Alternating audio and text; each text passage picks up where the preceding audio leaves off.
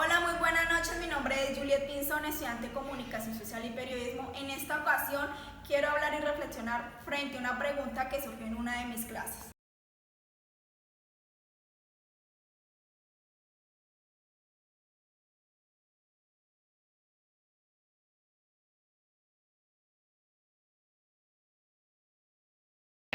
Luego hablaremos un poco de lo que son los análisis del discurso o estudios de análisis del discurso, sus componentes, tipos que existen, y luego esto cerraremos dando respuesta a la pregunta inicial. Sé que puede parecer un poco difícil de responder o de comprender a lo que quiere llegar dicho interrogante o esta pregunta. Por lo tanto, para responder voy primeramente a definir qué es un discurso. Bueno, iniciaremos primero reconociendo y comprendiendo qué es el discurso. Este se define desde Stubbs, 1983, página o párrafo 1 en la lectura del análisis del discurso, como la lengua más allá de la oración o lengua más allá de la cláusula.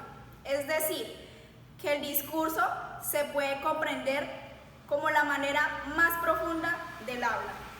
Por otro lado, Van Damme 1985 hace la observación de que las descripciones de naturaleza estructural caracterizan el discurso en diferentes niveles o dimensiones de análisis y en términos de una multiplicidad de diferentes unidades, categorías, patrones esquemáticos o relaciones. Entendiendo lo anterior, de forma más simple se puede comprender que un discurso es una forma de comunicación en la que un emisor lo transmite o construye un mensaje a un receptor, utilizando un código el cual es usualmente el lenguaje, a través de un canal que puede ser oral o escrito. También se debe tener en cuenta que el discurso tiene varios elementos que le agregan valor y relevancia. Estos elementos corresponden a contexto, el lenguaje, la fuerza y la elocuencia. Por lo general, un discurso debe estar cargado de potencias desde las formas verbales hasta las formas no verbales. En referencia a las formas no verbales, se habla de la gesticulación, el atuendo y las formas corporales de expresión, las cuales se comunican a un público y pueden dar fuerza o, por el contrario, hacer que el discurso pierda credibilidad. Por otro lado se encuentra la parte verbal, la cual hace uso de la retórica, el lenguaje y el contexto. Aunque claro está que el discurso no siempre se trata de una exclamación pública, sino que también se aborda desde otros ámbitos, tales como el televisivo, por medio de la literatura, las narraciones o las diversas expresiones políticas, entre otros. Recogiendo todo lo dicho en esta primera parte, se puede concluir que el discurso es una forma de expresión que abarca muchos elementos que pueden emitir una serie de mensajes enfocadas a determinadas temáticas. La palabra discurso también suele relacionarse con la palabra retrato, en referencia al contenido cultural e ideológico que profesa una persona o un grupo. Comprendiendo lo que es un discurso, ahora le damos paso a definir y hablar un poco acerca de lo que son los estudios de análisis del discurso. Para esto abordaremos el texto de análisis crítico del discurso de Van Damme y otras fuentes que forman un abordaje completo de este tema. Iniciaremos hablando lo que es el análisis crítico del discurso, el cual, según Van Damme 1999, es un tipo de investigación analítica sobre el discurso que estudia primariamente el modo en que el abuso del poder social, el dominio y la desigualdad son practicados, reproducidos y ocasionalmente compartidos por los textos y el habla en el contexto social y político. El análisis crítico del discurso con tan peculiar investigación toma explícitamente partido y espera contribuir de manera efectiva a la resistencia contra la desigualdad social. Es así como los estudios dedicados al análisis del discurso intentan incluir una relación entre texto y contexto, y el analista estará interesado en averiguar los efectos constructivos del discurso a través del estudio sistemático y estructural del texto, y explicará o explorará cómo fueron creados inicialmente las ideas y objetos producidos socialmente y habitan la realidad, como ellos son mantenidos y apoyados en un lugar, en el tiempo o más bien en el contexto. Los estudios tienen unos niveles que permiten realizar mejor la práctica de esto según Urra, Muñoz y Peña. Son constructivistas, críticos, sociolingüísticos y lingüística crítica. Estos niveles trabajan evaluando los siguientes criterios. A. El discurso como un sistema coherente de significados. Las personas usan sus entendimientos culturalmente disponibles como patrones coherentes de un tópico. B. Un discurso se realiza en textos. Básicamente está en textos, los cuales son entrapamientos circunscritos de significado y reproducidos de alguna forma con un cierto margen interpretativo. C. Un discurso se refleja en su propia forma de hablar. No necesariamente cada texto contiene una reflexión en los términos elegidos, y tampoco cada texto puede hablar en forma autoconsciente sobre el lenguaje que usa. D. Un discurso se refiere a otros discursos. En cualquier texto es probable que exista más de un discurso que puede ser definido. Por ejemplo, en un diálogo, y por tanto construye diferentes objetos o el mismo objeto con diferentes formas. E. Un discurso es sobre objetos. El análisis necesariamente converge en algún grado de objetificación, y un discurso tiene al menos dos niveles de objetivización.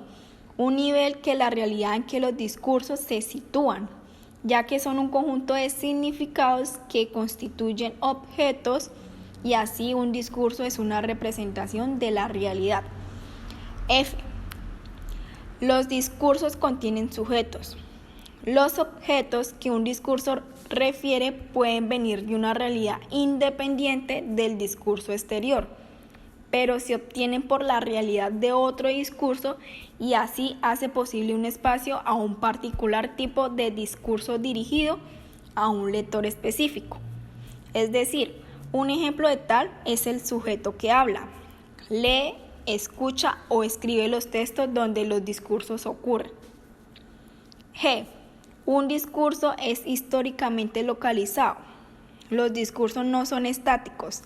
Tienen un punto de relación entre los diferentes discursos y las formas en las cuales esos discursos cambian y desarrollan formas o capas diferentes, y también conexiones a los otros discursos a través del proceso de reflexión.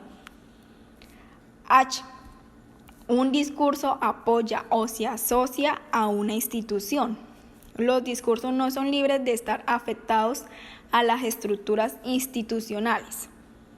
Y un discurso reproduce relaciones de poder. Los discursos dominantes privilegian versiones particulares de la realidad social, y así privilegian ciertas formas de actuar sobre otras. Dicho todo lo anterior, se logra determinar elementos para dar respuesta a la pregunta-problema que nos condujo aquí, reconociendo que el discurso es una forma de emitir mensajes por medio del lenguaje, y esto requiere de retórica. Además, se considera que es una de las formas más profundas de expresión que tienen los seres humanos, y que por ende necesita de una disciplina que lo analice, lo estudie y hasta lo regule. Los estudios del discurso contribuyen de manera significativa a la sociedad, y esto se debe primeramente a que, según Bandat, la ciencia y especialmente el discurso académico son inherentemente parte de la estructura social, por lo que están influidos y que se producen en la interacción social. En lugar de denegar o de ignorar las relaciones entre el trabajo académico y la sociedad, los análisis críticos proponen que tales relaciones sean estudiadas y tomadas en consideración, y que las prácticas académicas se basen en dichas observaciones. Cuando hay una sociedad académica dedicada al estudio de los discursos, aporta a la sociedad porque el hecho de que personas que se preparan en esta área puedan compartir su conocimiento no solo con la comunidad académica, sino que también con el resto de la sociedad.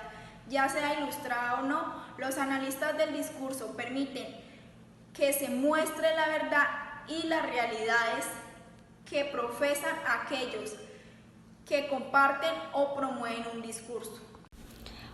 A través del análisis del discurso se puede evidenciar y sacar a la luz pública manipulaciones mediáticas, abusos y diversas formas de poder simbólico que se presentan en todas las situaciones retóricas, porque una sociedad educada y a la cual se le permite pensar y ser crítica por medio de disciplinas como la de análisis del discurso, puede avanzar y se puede pensar de manera que se pueden evitar gobiernos totalitaristas por medio de controles y verdurias de lo que se dice y se hace en cuanto a los altos mandos.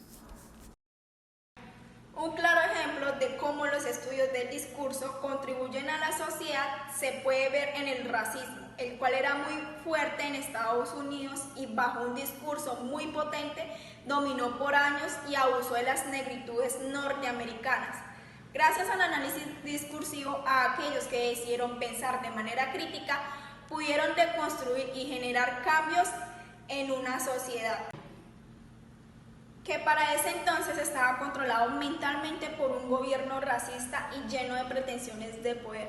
El estudio de los discursos logra que los afroamericanos pudieran evidenciar al sometimiento, maltrato al que estaban siendo expuestos, y por lo tanto desde lo académico se logró una transformación social.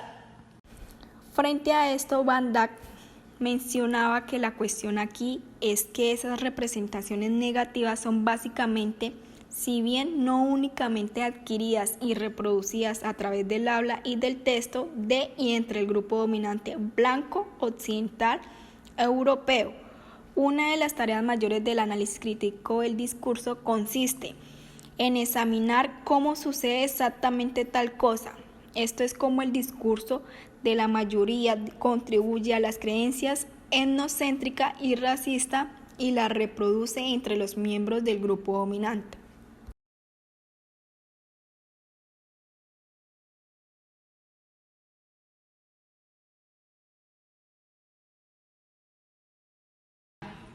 Para terminar, les agradezco haber llegado hasta el final de mi video y espero que hayamos podido reflexionar y reconocer las formas en que los estudios de análisis del discurso contribuyen a una sociedad justa, donde todos podamos tener una mentalidad crítica que no permita el dominio de algunos que pretenden manipular las realidades y los contextos a través del lenguaje.